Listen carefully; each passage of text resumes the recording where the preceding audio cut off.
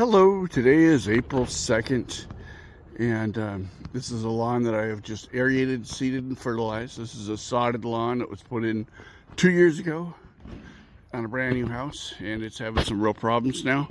So I aerated, seeded, fertilized, and I put one bag of soil amendment on the front lawn. I'll try to make it back in about a month's time or so. Take a look at it and just see how it's doing. Stewart here, Aerating-Thatching Company, LawnTuneUps.com. Hi, this is Stewart, and today is May 21st, and the weather's just breaking. It's been chilly. And this is a lawn that I had previously aerated, seeded, fertilized, and put on a bag of soil amendment. And I just wanted to show you my work here, how it came back. Once again, this is Stewart, Aerating and Thatching Company. Thank you very much for watching my video.